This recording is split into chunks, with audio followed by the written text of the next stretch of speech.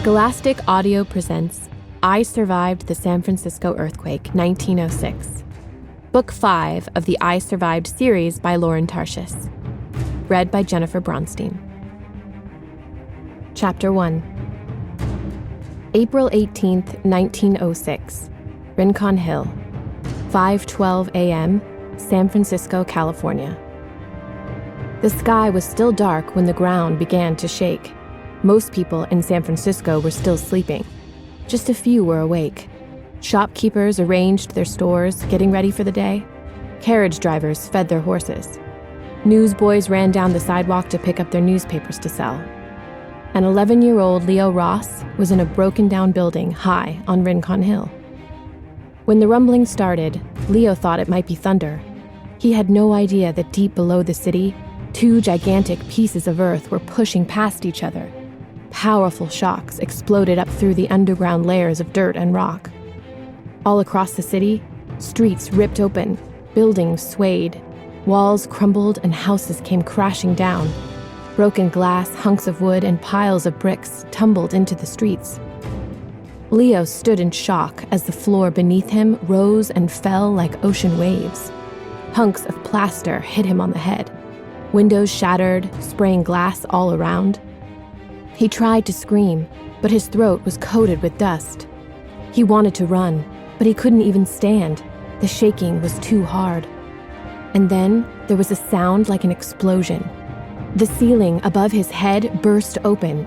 A brick hit him smack on the back, and then another thud hit him in the shoulder. Crash! Dozens of bricks poured down. Leo fell to the floor and curled into a ball.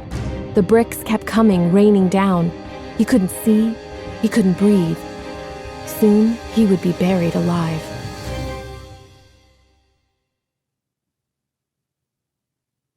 Chapter 2. 20 hours earlier. "President Roosevelt is coming to town!" Leo shouted. "Read all about it!" Leo was standing on his corner, selling that morning's newspaper. The sidewalk was crowded with men rushing to work.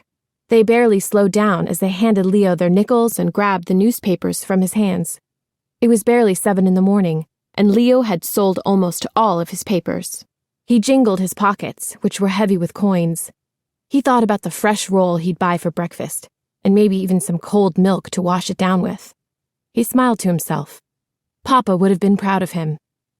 Leo patted his right-hand trouser pocket and felt the gold nugget that he always kept with him. It didn't look like much, kind of like a chewed-up yellow rock, but it was worth a fortune, Leo knew. Probably he could get more money for it than he earned in months of selling papers. But he'd rather sell his heart than this gold nugget. Leo's grandfather had found it in a riverbed east of here during the gold rush. He'd handed it down to Papa, who had carried it with him everywhere. Grandpop got sick and died before Leo was born, but Papa kept him alive through the stories he'd tell to Leo. Each night, when Papa was putting Leo to bed, he'd take out the gold nugget. Leo would hold it tight in his hand as Papa told tales of Grandpop's adventures, crossing America all alone in a creaky old wagon, almost getting eaten by a giant grizzly in the Rocky Mountains, surviving a forest fire in the Sierras, living in San Francisco when it was just a bunch of rickety houses in the mud. "You're just like your grandpop," Papa always said. "I see it in your eyes. You've got his good luck. You've got his guts.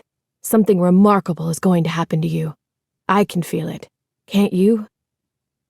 And the way Papa would look at him, with shining eyes, Leo did feel it. These past few months, since the fever took Papa away, there had been days when sadness would surround Leo, a feeling as cold and gray as the San Francisco fog. He'd feel scared and very alone. He'd miss Papa so bad, his whole body would hurt. But then he would think of Grandpop, who made his way from New Hampshire to California all by himself when he was just 16 years old, and he'd hear Papa's voice in his mind, bright and clear, telling him that he was lucky and brave, and that something remarkable was going to happen to him. Papa's voice was loud and clear on this sunny day. Or it was until Leo finished selling papers. He was walking down an alley cutting through to Market Street. Somehow he didn't notice the two boys who had crept up behind him. Next thing Leo knew, he'd been smashed against a brick wall and blood was gushing out of his nose. Chapter 3. "Hand it over," said a raspy voice. Leo didn't have to see the face to know who was talking. It was Fletch Sykes, the most brutal thief in the neighborhood. The other kid had to be Wilkie Barnes, a giant of a boy who went everywhere Fletch did. When Fletch was just 5 years old, the story went, he'd been attacked by a pack of stray dogs. He'd survived, but one of the dogs had bitten his throat. The bite ruined his voice and turned Fletch vicious. Fletch and Wilkie didn't just steal food and pick pockets. Sometimes they'd beat kids up just for fun. A few months ago, they'd been caught by the police and sent to a work farm up north. Leo had heard a rumor that they had escaped. He'd heard that they were hiding out in an old abandoned saloon on Rincon Hill. And now, here they were, back to their old vicious tricks. "You can take my money," Leo said, trying not to sound as terrified as he felt. "We don't want your money," Wilkie said. The kid was a monster. He had to weigh almost 300 pounds, with smooth, chubby cheeks like a baby with a steel fist. "What do you want?" Leo asked, his knees shaking. "You know," Fletch growled. Leo's heart stopped. Of course he knew. Somehow Fletch had found out about Leo's gold nugget. But how? Leo hadn't told a soul about it. Except Morris. That little pest of a kid who buzzed around Leo like a fly. Leo had showed him the gold a few weeks ago. He must have blabbed about it to kids on the street, and the story had gotten back to Fletch and Wilkie. Fletch pushed Leo's face harder into the wall. The bones of Leo's cheek felt like they would crack, like the shell of an egg. "Take my money," Leo said again. "I have more than $1. Take it all." "We will," Fletch said, with a rasping laugh. "But we want the gold, too." "Hand it over." It was Papa's voice in Leo's head. Leo knew there was no way he could fight these guys, no way to outrun them. Wilkie was the fastest kid in the neighborhood. But that gold had been Papa's prized possession. Leo couldn't just give it up. "No," Leo said, summoning up all of his strength. He whirled around and broke free from Fletch's grip. He made it about 3 steps before Wilkie caught him by the back of the shirt and threw him onto the ground. Slam! Leo landed hard, biting his tongue. "Hand it over," Fletch shouted in his creepy, strangled voice. "No!" Leo yelled again. What happened next took only a minute. Wilkie picked Leo up by his shirt, holding him in the air as Fletch emptied Leo's pockets. Then, Wilkie threw him into a pile of garbage. The 2 goons walked away laughing. Blood dribbled from Leo's mouth. His head throbbed. But the worst was the searing pain from somewhere deep inside, like something had been ripped out of him. His gold was gone. Chapter 4.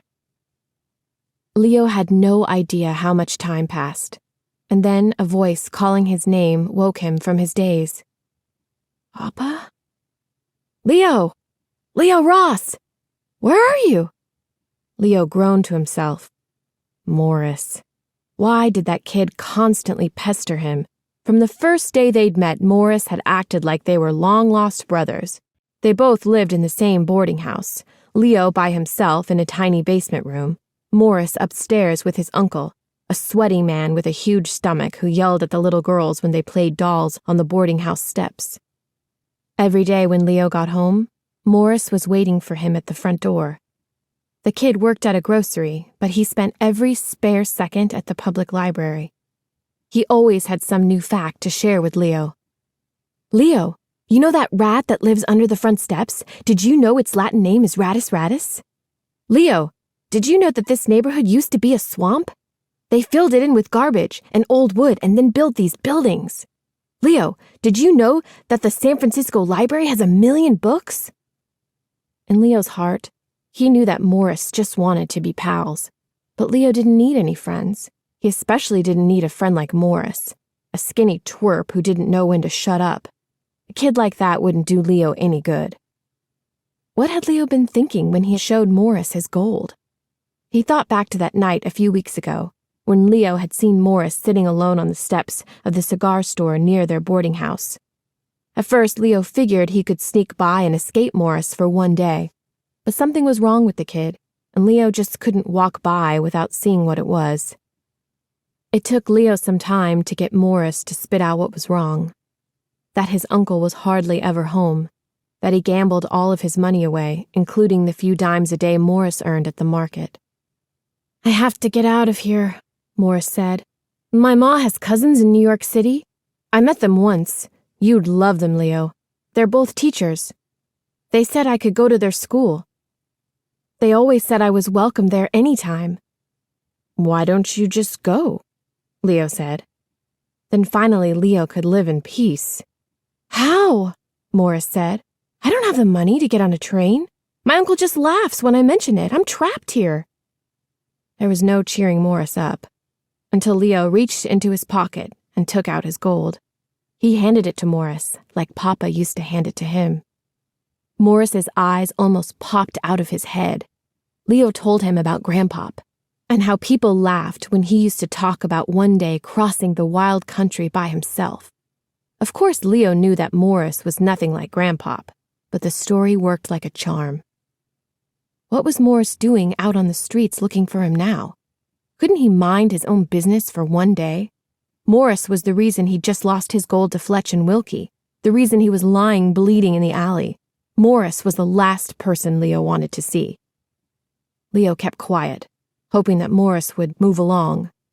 But no, Morris kept at it, and suddenly, there he was, crouched down next to Leo.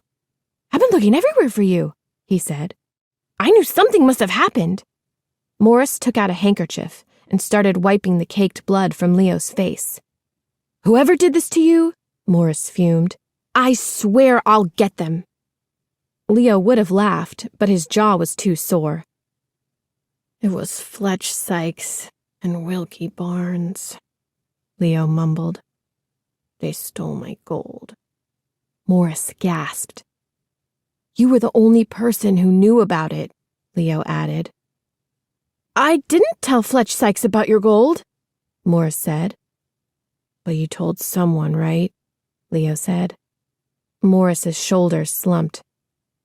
"I might have mentioned it to some kids at the market," he said. "It was such a great story, and it really got their attention." Leo shook his head. The kid was so desperate for friends, he'd spilled Leo's most important secret. He should clobber him. But no person could look sorrier than Morris looked now. Leo sighed. Being mad at Morris wasn't going to get his gold back. He let Morris help him stand up. Together they made their way back to the boarding house. Morris jabbered the entire way. "I'm going to help you get that gold back," he said, as they stepped through the front door. "It will be sold by tomorrow," Leo said. Morris frowned. "I know," Morris said. "That's why we need to get it back tonight." "We?" Leo said. Now he had to laugh. Morris really thought he stood a chance next to Fletch and Wilkie. "Of course they won't just give it back," Morris said, ignoring Leo's question. "We have to trick them somehow." Leo looked at Morris, and right then, Morris didn't look like such a skinny little twerp. There was a look on his face, a thoughtful and stubborn kind of look, that reminded Leo of the way President Roosevelt appeared on the front page of today's paper. The only thing missing was the bushy mustache. But what did Morris really know about the world? There were no books in the library about kids like Fletch and Wilkie.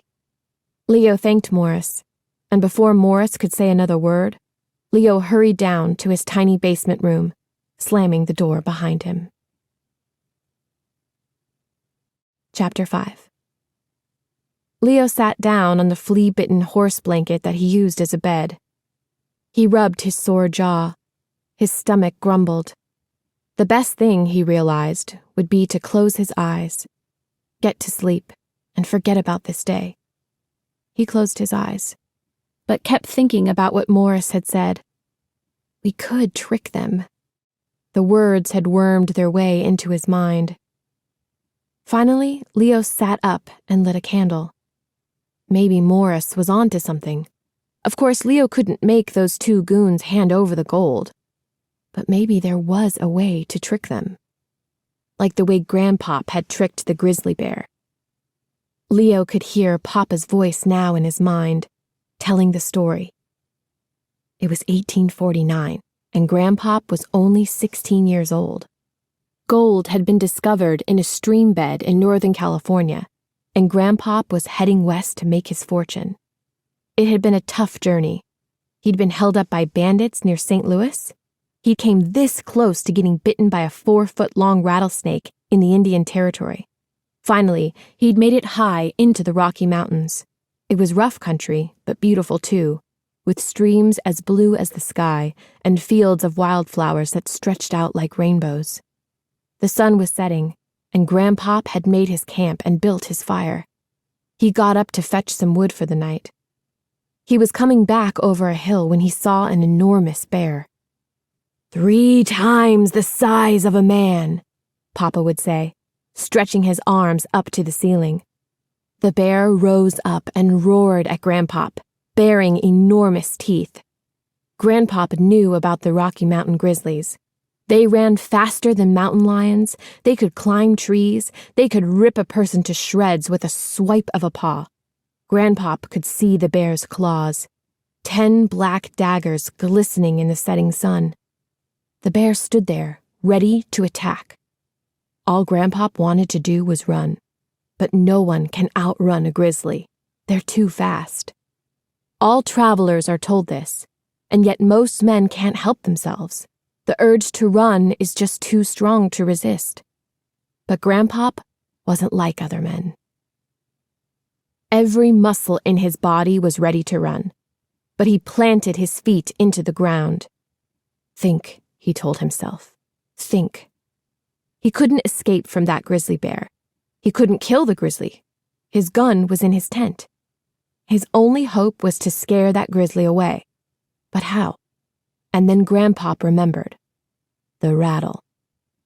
The rattle of that monster rattlesnake he'd killed in Pawnee Indian land. The snake was as thick as Grandpop's leg. Its rattle was 5 inches long. That snake could have killed him. He'd almost stepped on it when he was walking through the tall plains grass, hunting for rabbits. By the time Grandpop heard the rattling noise, the snake was coiled and ready to strike.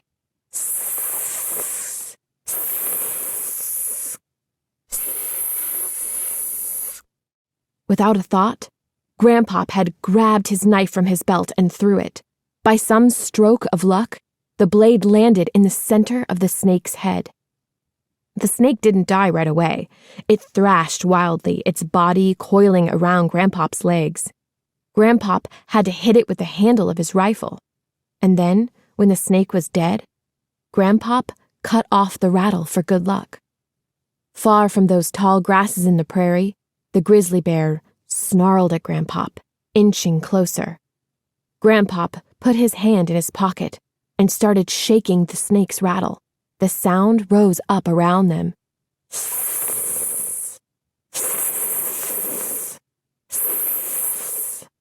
Grandpop hoped that grizzlies were afraid of rattlesnakes. He hoped he could trick it into thinking that he was some kind of huge rattlesnake man, a fearsome monster.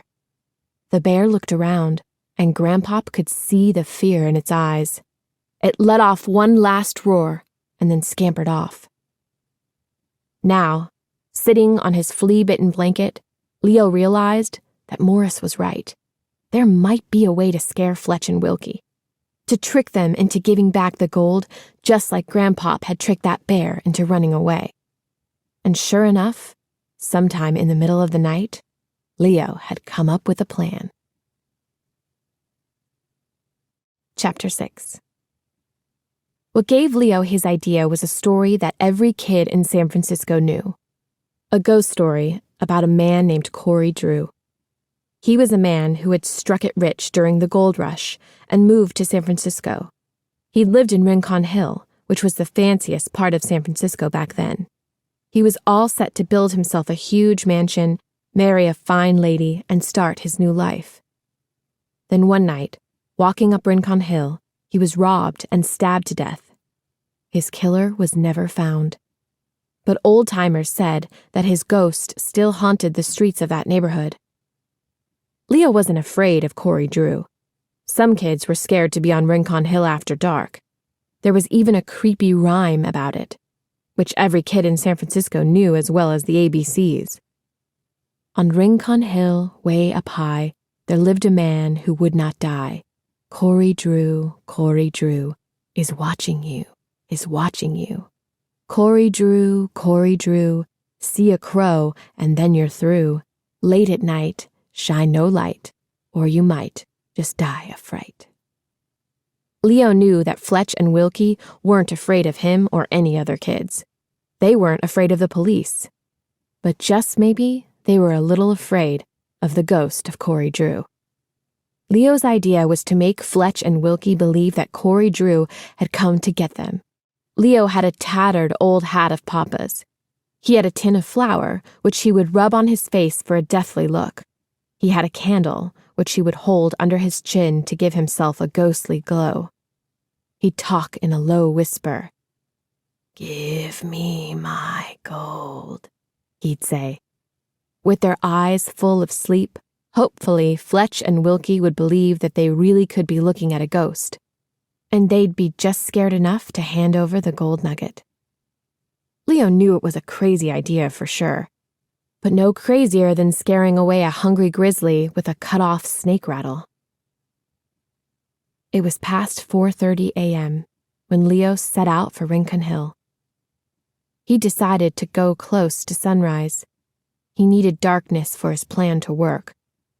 But in case something bad happened with Fletch, Leo wanted there to be some people out on the streets.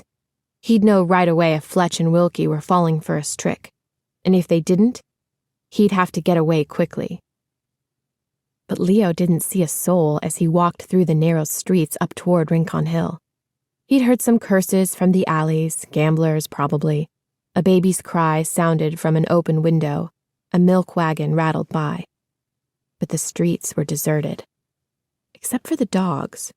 They seemed to be everywhere Leo looked, darting in and out of doorways, sprinting across the streets, shivering against buildings.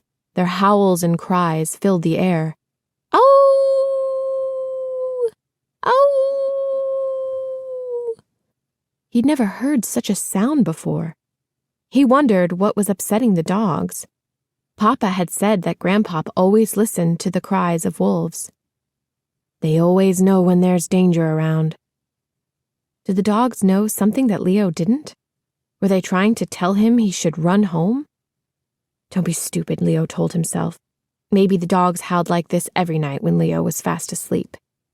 He was letting the darkness get to him. He reminded himself of something Papa always said. Brave people got spooked all the time. What made them brave was that they didn't let their fears stop them. Leo thought of the noises Grandpop would have heard in the Rocky Mountains, the screams of mountain lions and the screeches of owls, gunshots of bandits and murderers. Had Grandpop let those sounds scare him off? Heck no. He'd kept moving forward, and so did Leo. Rincon Hill wasn't fancy anymore. Most of the big mansions had been turned into boarding houses. Other streets were lined with little wooden houses, all crammed together like teeth in a crooked smile. Leo reached the corner of Essex and Folsom and saw a beaten-up building. The roof was half caved in. The huge chimney loomed against the black sky.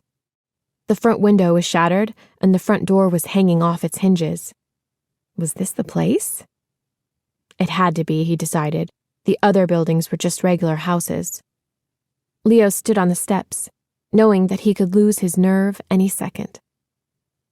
He took a deep breath, pushed aside the front door, and slipped in. He lit his candle and held it in front of him. He'd always imagined Fletch and Wilkie's hideout would be like a pirate den. He pictured velvet couches and fine rugs stolen from mansions on Nob Hill. But the place was a dump. There were broken chairs and tables piled in one corner and garbage heaped in the other. The air was cold and damp, and it stunk like trash and rats.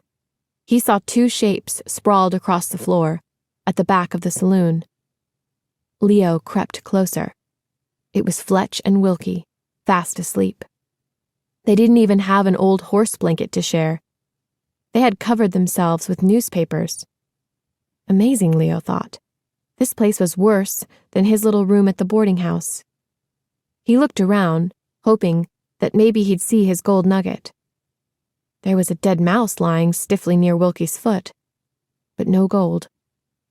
Gathering up every ounce of courage he'd ever had, he put the candle under his chin. He closed his eyes and thought of Grandpop. "Give me my gold," he whispered.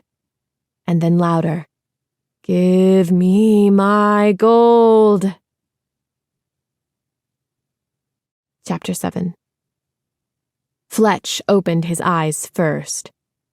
"What the?" He jumped up. Leo's candle gave the room an eerie golden glow. Wilkie stirred for a second, grumbled, and then closed his eyes again. Fletch gave him a cruel kick in the side. "What?" Wilkie said, scrambling to his feet. He quickly fixed his eyes on Leo. "Who's that?" "Give me my gold," Leo whispered again. The two boys stared at him. And then Leo saw it, in Wilkie's eyes, a flicker of fear.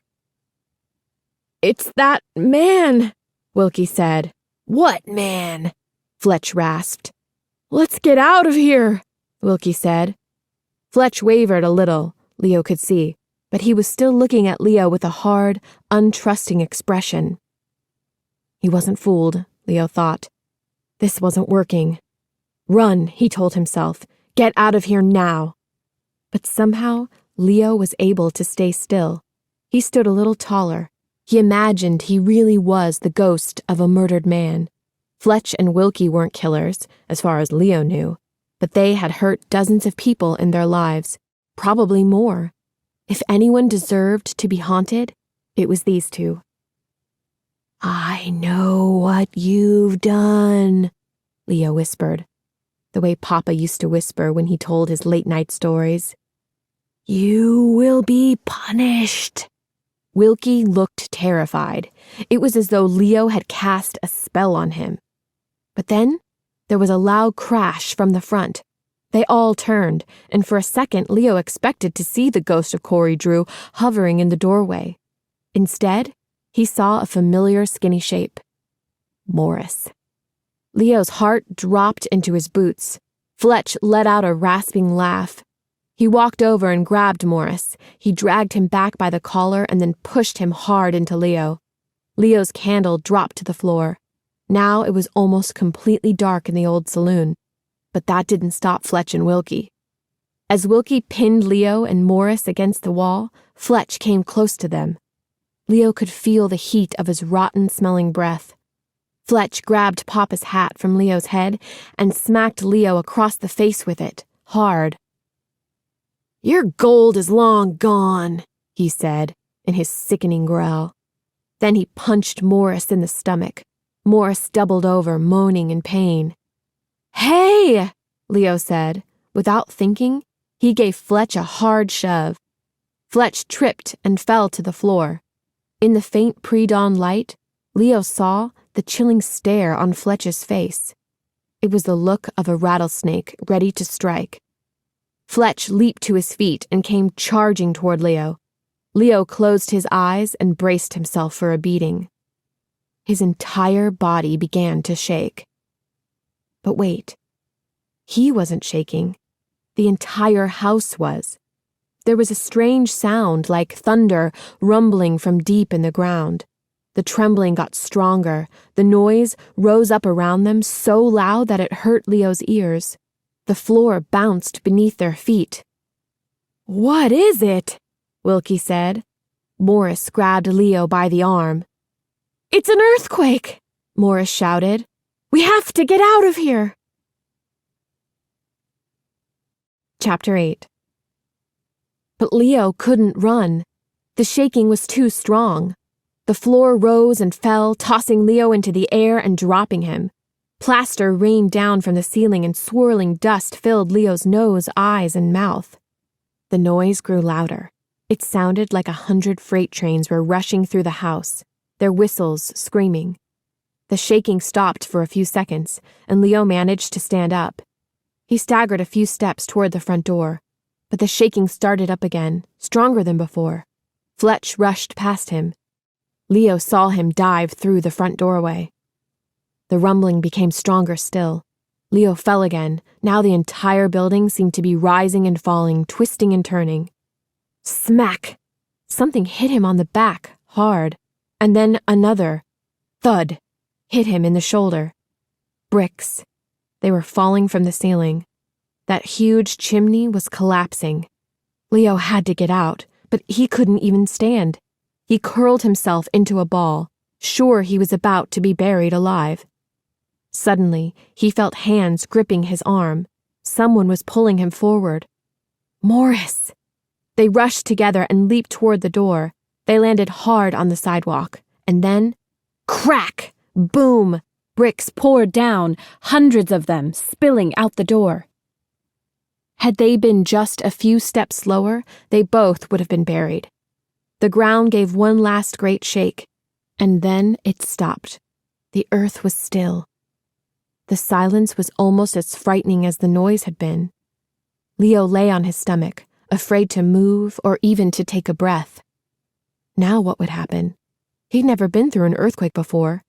He felt sure the shaking would start again. Morris was right next to him. His face was streaked with dirt and sweat. He had an angry bump just below his eye. Like Leo, he seemed too stunned to speak. Leo looked in shock at the scene around them. Was this really the neighborhood he'd been walking through just minutes before? It looked like a furious giant had marched through the city, jumping over some houses and stomping on others. Bricks, stones, and glass covered the sidewalks and spilled into the street. Some of the rickety houses had collapsed. Others looked like a sneeze would send them crashing down. People stood on the sidewalks, terrified. Families huddled together. Babies broke the silence with screams. Some people were stretched across the sidewalks, not moving. Leo looked around at all the crumbled buildings. How many people were trapped? There had to be hundreds buried alive. Or dead. Fletch and Wilkie were nowhere to be seen. Fear rose up in Leo. What would he do now? Where would he go? It had been hard enough for him to get by on his own before. How would he survive in this ruined city? His mind swirled with worry. He imagined himself wandering the ruined streets, scrounging for food like a rat. Not even Grandpop had faced anything like this. Morris turned to him with a thoughtful expression. "No wonder the dogs were howling," he said. "What?" Leo said. "The dogs! Did you hear them howling last night? Animals can sense earthquakes before they happen. They can feel the vibrations of the earth deep underground. I read all about it in a book." Was Morris serious? Was he really talking about a book as they sat in the middle of an earthquake? This kid was unbelievable. Leo stood up and shook the plaster from his hair. The ground started to rumble again. Leo froze and braced himself. A crash echoed from down the street, another building caving in. And just as suddenly, the shaking stopped again. "Aftershocks," Morris said. "The ground is going to keep moving for days." Was there anything Morris didn't know? People were shouting behind them. "Fire!" a man said. A plume of black smoke rose from one of the collapsed houses. "We have to get out of here," Morris said. "I smell gas. The quake has broken the gas lines. This whole hill is going to be burning within an hour." Leo shuddered. Nothing scared him more than fire.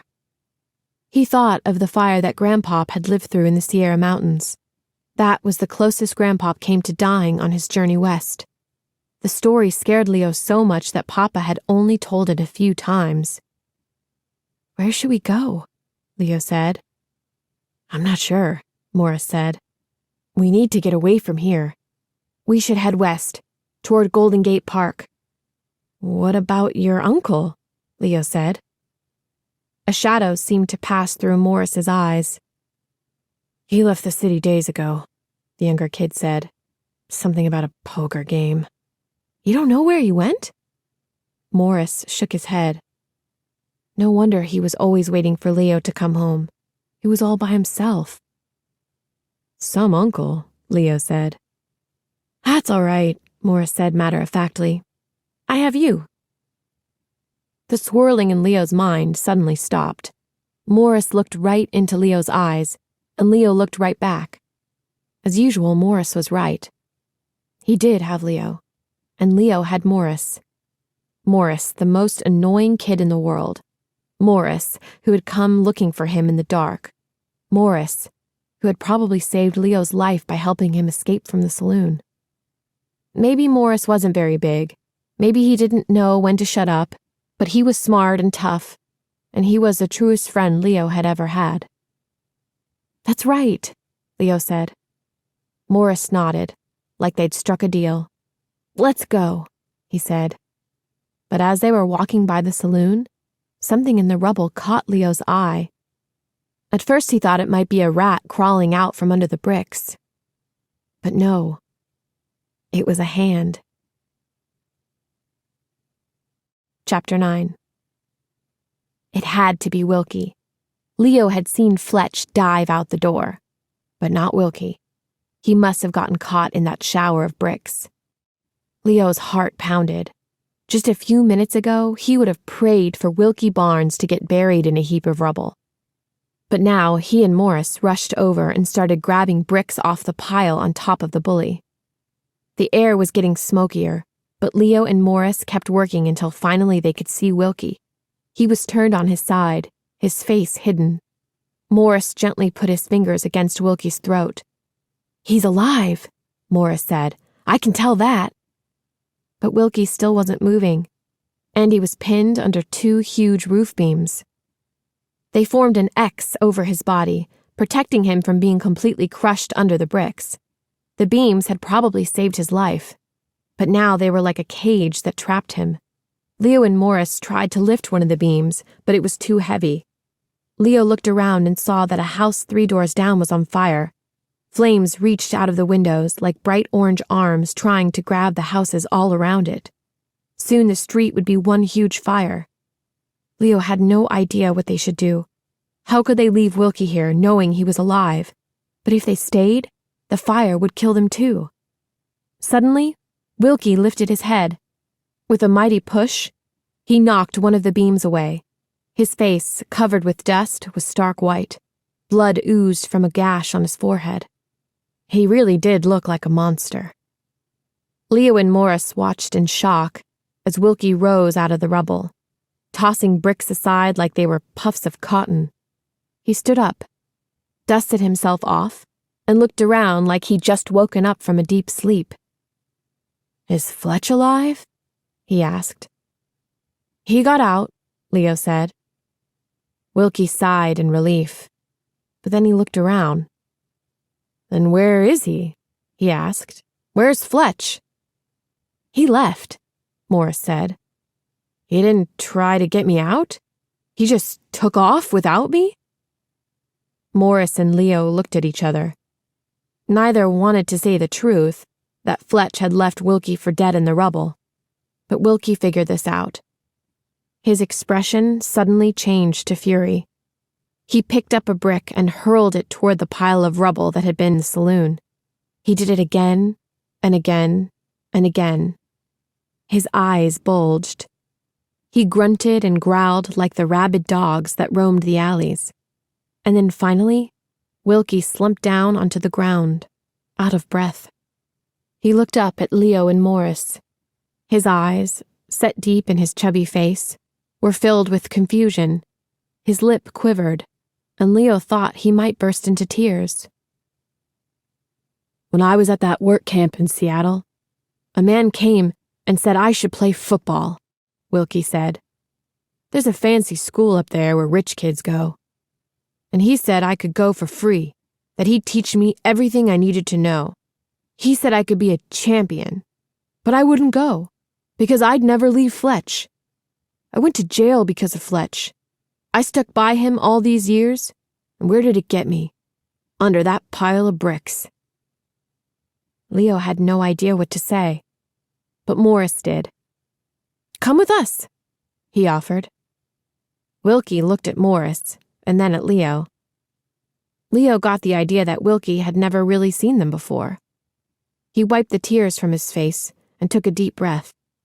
He picked himself up. We should get your gold back, he said.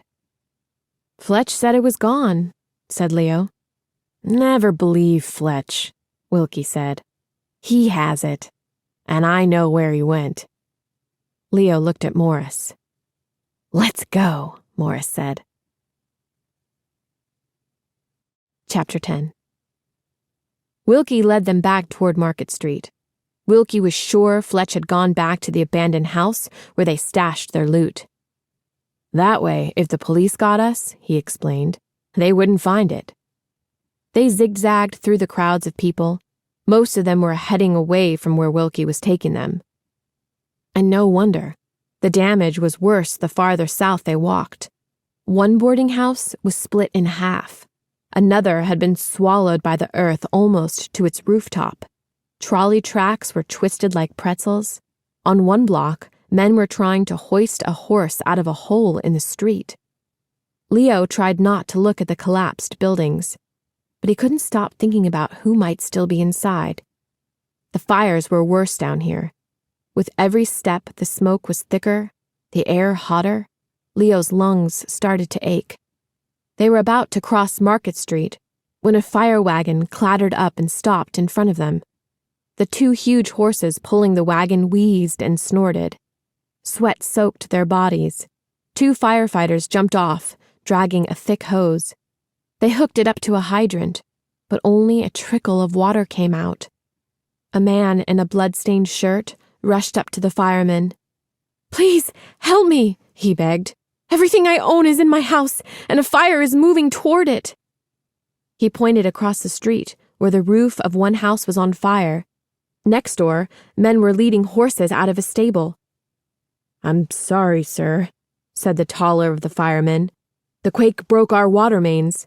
We've been up and down Market. We can't find any water to fight the fires. You're just going to let the city burn? The man exclaimed.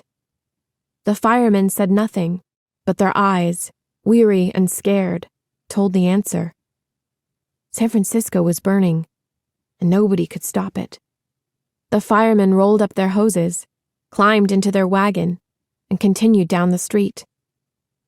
Leo knew they should get out of here. Morris was right. But suddenly Morris gasped. It's Fletch! He cried, pointing across the street. Leo saw him. He was carrying a small, tattered flour sack. Fletch! Shouted Wilkie. His voice boomed through the smoky air. Fletch turned, took one look at Wilkie, and bolted down the alley next to the burning house. To Leo's amazement, it wasn't Wilkie who took off first after Fletch. It was Morris. They both disappeared into the alley. Leo and Wilkie started after them, but they had barely crossed the street when the ground jolted with another aftershock. People screamed and ran into the street. There was a deep cracking noise right above them. A piece of rooftop from the burning house crashed onto the sidewalk. Garbage on the ground erupted into flames. The alley was now blocked by a wall of fire. Chapter 11. Leo stepped toward the alley. Wilkie grabbed him by the back of the shirt. No, he said. There's no way out of there. What do you mean? That alley doesn't cut through, he said. How do you know? Leo said. I know every alley in this town, Wilkie said. That one is useless. But Leo had to do something. He couldn't let Morris die in that alley. How could he help?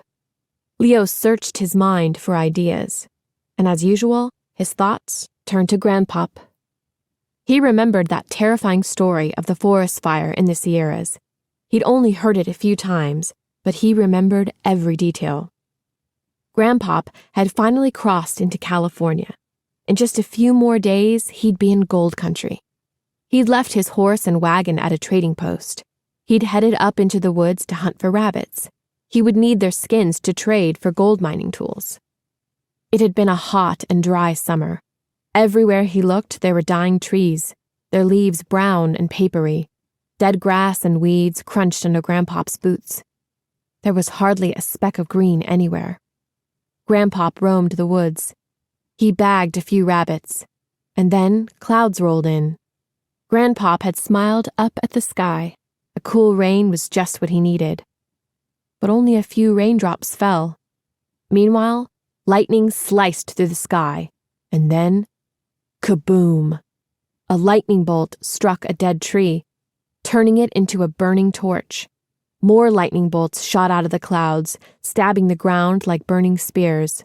Soon, there were fires everywhere. A powerful wind fanned the flames. Within just a few minutes, Grandpop was stuck in the middle of a ring of fire. The heat was so strong that the metal on his belt started to melt. Grandpop had no idea what to do. He got down on his hands and knees. Down low, the smoke wasn't as thick, and he could see where he was going. He almost didn't see the stream until he'd crawled into it. It was practically dry, with just a few inches of water covering the muddy bottom. But there was enough so that Grandpop could lie down and soak his clothes. He took his kerchief and drenched it in water. He put the soaking kerchief over his head, filled his lungs with air, and dashed through the flames. Seconds later, when he came out the other side, his pants and the back of his coat were on fire. He rolled into the dirt and put them out. Then he ran for his life. When he staggered back into the trading post, nobody recognized him. His beard and eyebrows were singed off. His face was black with ash, his fingers blistered red.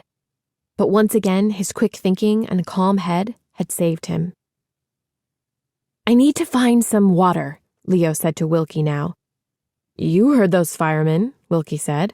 "They can't even find any." Leo thought for a minute. He remembered the men leading those horses out of the stable. Where there were horses, he thought, there had to be water. Wilkie followed Leo as he dashed into the stable. Sure enough, there was a trough filled with dirty water. There was also a blanket. Wilkie watched as Leo climbed into the trough of water and soaked himself from head to toe. Then he soaked the blanket so it was dripping wet. "What are you doing?" Wilkie said. "This water is going to protect me," Leo said out of breath, "when I run into the alley." "You can't go in there," Wilkie said. "That little bit of water isn't going to do anything." "I'll make it," Leo said. "I'll make it." He repeated those words in his mind, trying to believe them as he ran back outside. At the entrance to the alley, Leo put the blanket around his body and over his head. And then Wilkie grabbed him again. "Let go!" Leo shouted. They had no time to waste. But Wilkie wasn't trying to stop him. "I'm going with you," he said. Leo opened his mouth to tell Wilkie no, to tell him to stay where he was. But there wasn't time to argue. And from the look in Wilkie's eyes, he understood that there was no stopping Wilkie. They were in this together. Leo had to stand on his tiptoes to get the blanket around Wilkie. "Make sure your face is covered," Leo told him. "On the count of 3, take a deep breath and run as fast as you can." Leo filled his lungs and put the blanket over their heads. 1, 2, 3. Leo and Wilkie rushed into the fire. Chapter 12. Their leap through the flames took just seconds. But Leo knew that for as long as he lived, he would never forget the feeling of that scorching heat. The fire seemed to pull at the blanket like a beast hungry for Leo's flesh. When they came out, Wilkie's pant leg was on fire. "Look out!" Leo called. Leo grabbed the blanket and patted out the flames. They looked at each other in shock. They'd made it. But still, the smoke was thick, and it hurt to breathe. "Do you see him?" Leo shouted. "I can barely see anything," Wilkie said.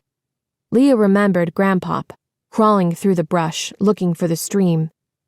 "Get down," Leo said, dropping to his knees. The air was clearer closer to the ground, but the heat was searing. The wall of fire roared behind them. People shouted from the street, "Get out! It's all burning! It's too late!" They had just a minute or two to find Morris and get out, Leo knew. Bits of glass from shattered windows cut into Leo's hands and knees as he crawled. His heart pounded with fear. He felt dizzy from the smoke.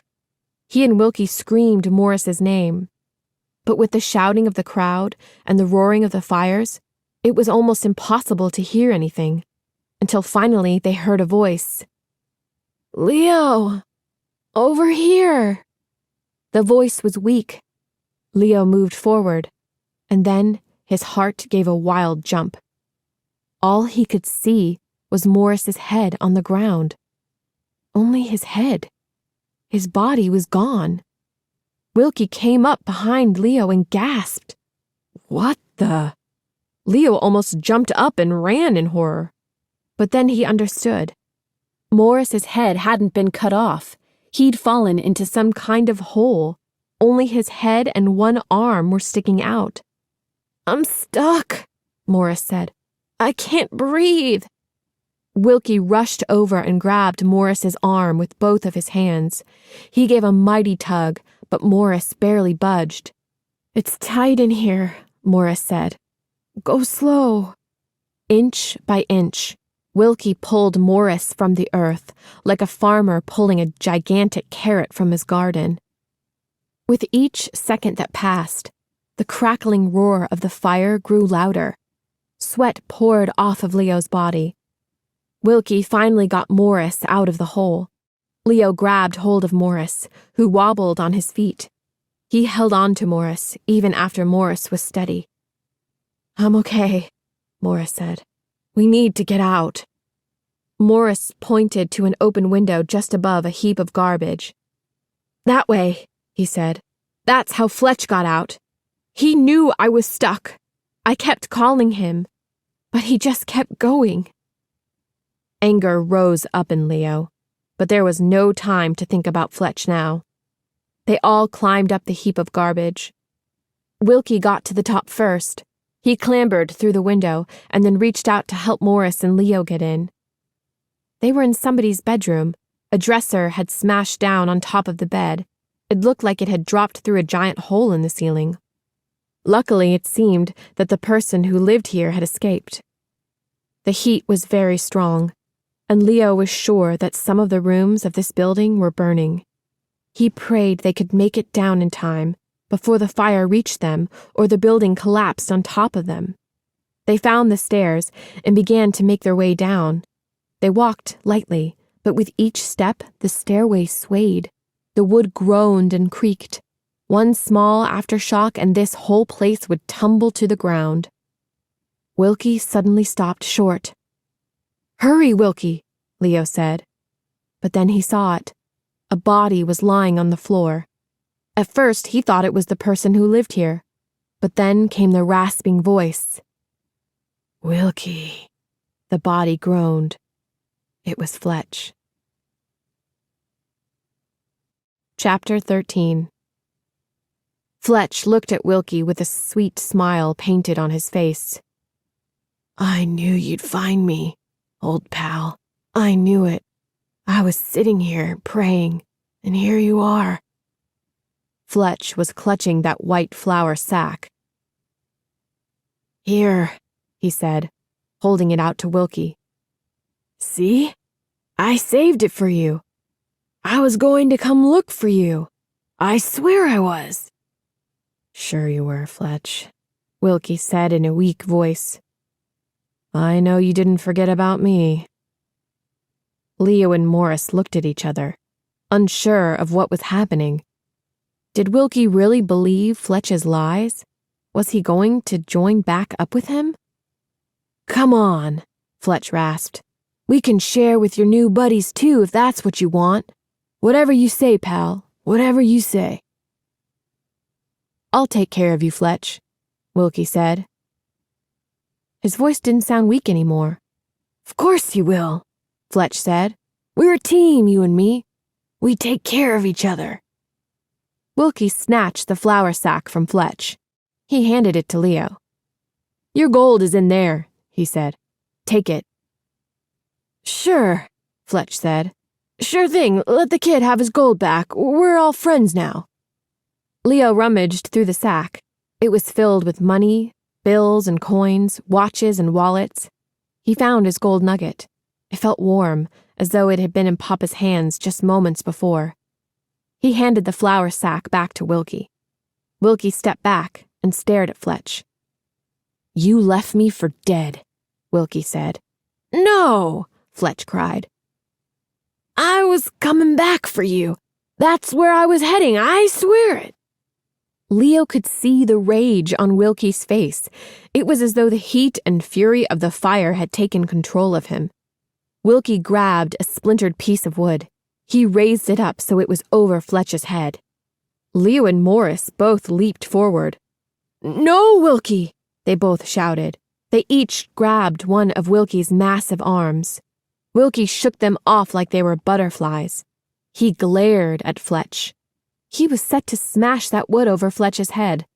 But Morris moved so that he was between Fletch and Wilkie.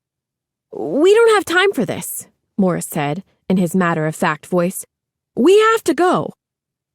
Leo stood frozen, afraid that Wilkie might hurt Morris. Then what would happen? But somehow, Morris could always get people to pay attention, whether they wanted to or not. Leo reached up and took hold of the wood. Wilkie held it tight, but finally, he let Leo take it. Wilkie grabbed Fletch roughly by the arm and stood him up. Fletch cried out in pain. Leo could see that his leg was horribly twisted. He needed to get to a hospital. Wilkie didn't care. He dragged Fletch, yelling and limping, out into the street and tossed him onto the sidewalk. There were 2 policemen just up the street. Maybe they'll help you, Wilkie said. Then he spat on the ground and stormed away. Leo and Morris hurried after him. None of them looked back at Fletch, but they could hear his rasping cries echoing behind them. They'd walked just a few blocks when they passed a woman standing in front of a ruined, burning house. Her 4 little children were gathered around her, their clothes tattered and covered with ash. The woman was sobbing to a soldier. I've lost everything, she wailed. My husband, my house, everything. What will we do? What will become of me and my children? The soldier patted the woman's arm, but then moved on. Wilkie stopped short. He went to the woman. Without a word, he handed her the flour sack. Then he turned and hurried back to Leo and Morris. Leo could see that Wilkie's face had changed.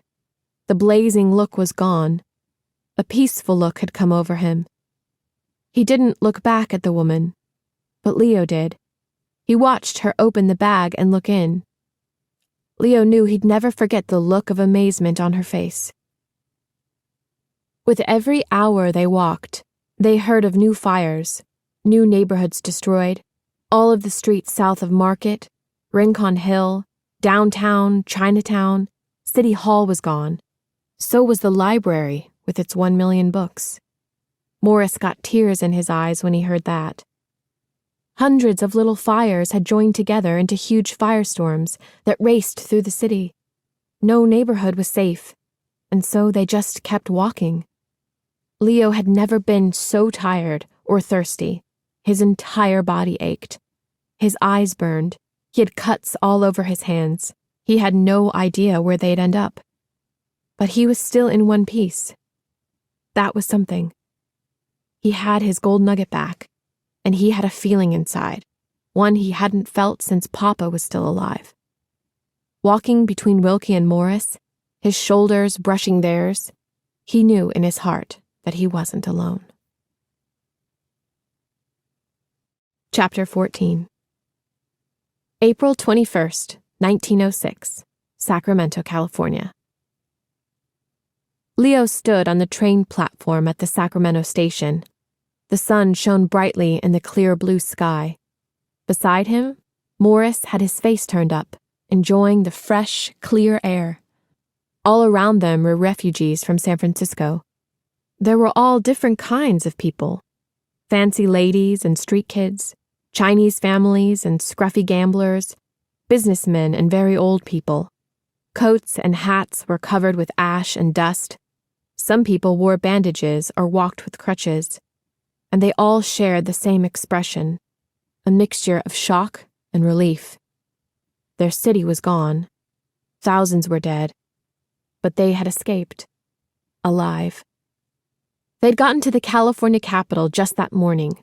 Leo, Morris, Wilkie, and thousands of strangers. The Southern Pacific Railroad had given out one free train ticket to anyone who wanted to leave San Francisco. After spending 3 miserable days in Golden Gate Park, the boys all wanted to get as far away from San Francisco as they could. The park had been turned into a tent city.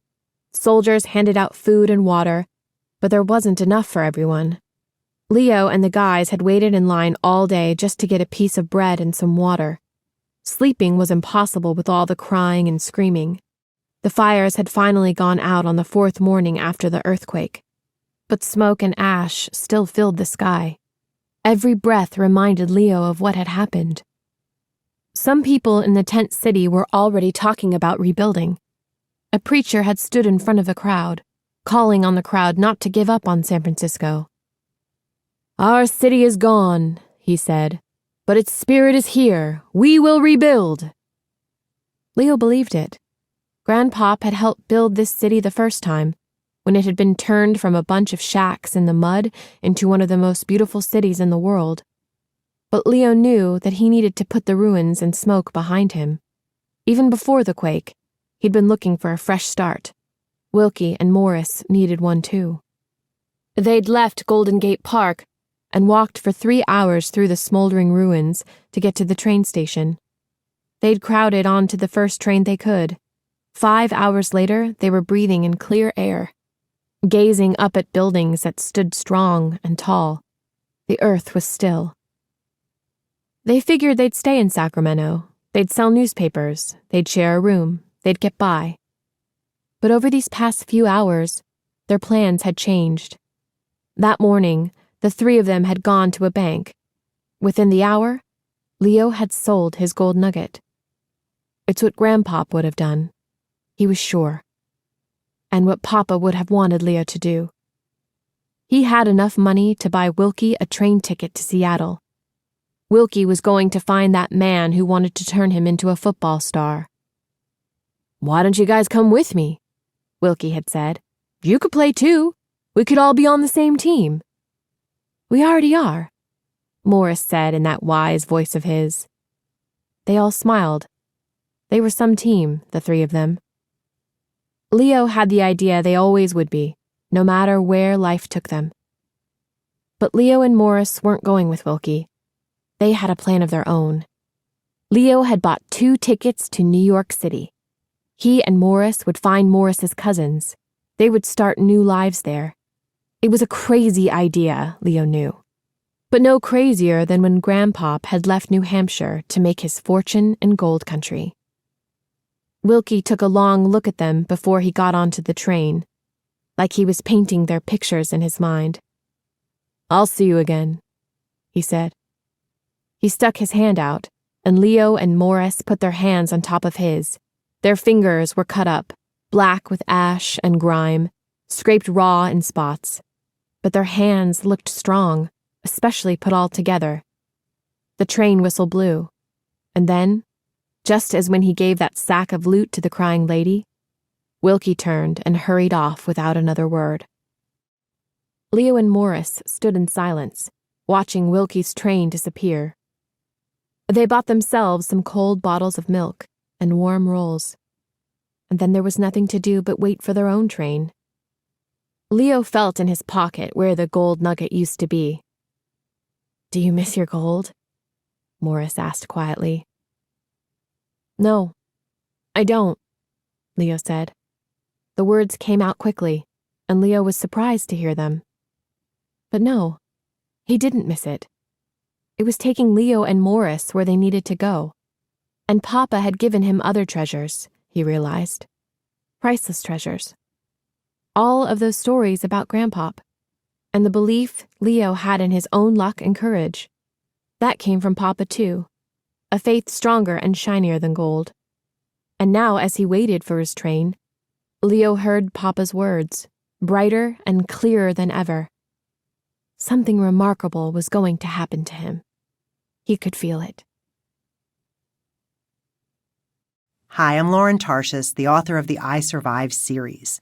Not long after I finished this book, I traveled to San Francisco with my family.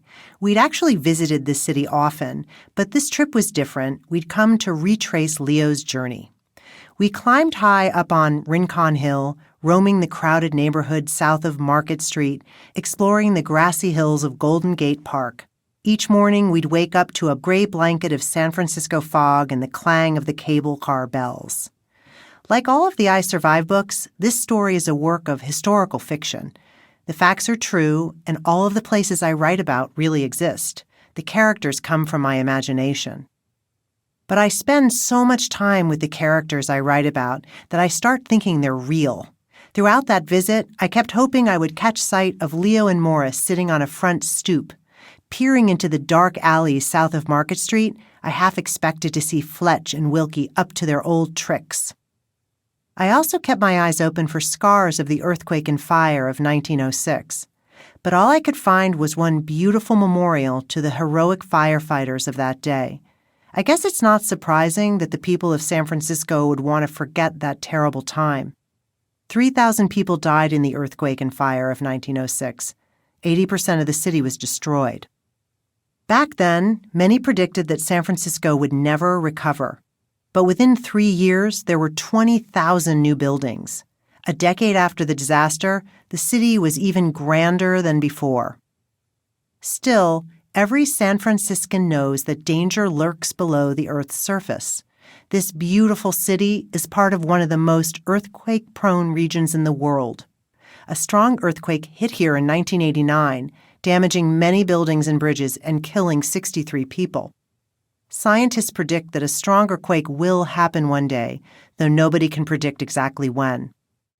This thought haunted me as I walked around with my family. But in the end, I decided it was best not to think about hidden and hopefully distant dangers. Instead, I thought about Leo and Morris and how happy they would be to know that San Francisco rose up from the ashes of 1906 to become the thriving city it is today. You might still have some questions about the earthquake of 1906, like how strong was the San Francisco earthquake? Back in 1906, the science of earthquakes, called seismology, was just beginning. There were no instruments to measure earthquakes. Today, earthquake scientists, called seismologists, use the moment magnitude scale, MMS, to determine the strength of an earthquake. The earthquake that hit northeastern Japan in March of 2011 measured 9.0 on the MMS. Any earthquake 9.0 or above is considered catastrophic. Earthquakes below 6.0 are considered moderate. Experts estimate that the San Francisco earthquake was far less powerful than the Japan quake and would have measured a 7.9 on the MMS. This is still considered very strong. However, in San Francisco, the fires caused more damage than the earthquake itself. Why do earthquakes happen? The entire surface of the Earth is covered with a thick layer of rock called the crust. The crust is many miles thick. It is broken up into about 18 gigantic pieces, like the pieces of a puzzle. These pieces of crust, called tectonic plates, are always moving, slowly sliding and bumping into each other. The edges of the plates are rough, and sometimes when they slide against each other, they get stuck together. Pressure builds and builds, sometimes for many years. And then suddenly the pressure gets so strong that the pieces get unstuck with a violent movement. This is the moment that earthquakes happen. Where do most earthquakes happen? 80% of the world's earthquakes happen in an area surrounding the Pacific Ocean, nicknamed the Ring of Fire. This area has more than 450 active volcanoes, and it sits on top of the Pacific Plate, a huge tectonic plate under the Pacific Ocean. The Pacific Plate is always moving, crashing into other plates and causing more earthquakes than any other. It was the movement of that Pacific Plate that caused the San Francisco earthquake of 1906. What was the strongest earthquake ever recorded? It happened in 1960 in Chile. It measured 9.5 on the MMS. The deadliest earthquake on record happened in central China in the year 1556. It struck a region where most people lived in caves carved into soft rock. The earthquake caused the caves to collapse. An estimated 830,000 people died. Here are a few other really interesting earthquake facts that I uncovered in my research. The most earthquake-prone state in the United States is Alaska. That's where America's strongest earthquake occurred, a quake measuring 9.2 that hit Prince William Sound on March 28, 1964. Earthquakes happen throughout the United States, though most are so small people can't feel them. The only states that have not had earthquakes in recent years are Wisconsin, Florida, Iowa, and North Dakota. Every year, 10,000 earthquakes occur in Southern California. Most are so mild that people do not feel them. Tsunamis are giant waves caused by earthquakes beneath the ocean floor. Earthquakes can even happen on the moon, and they are called moonquakes.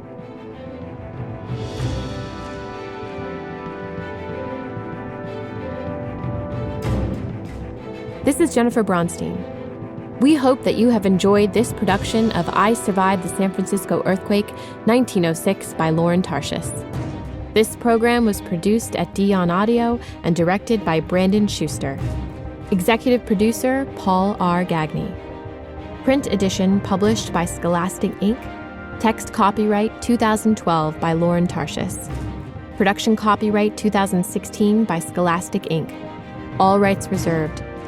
Be sure to look for other exciting titles in the I Survived series from Scholastic Audiobooks.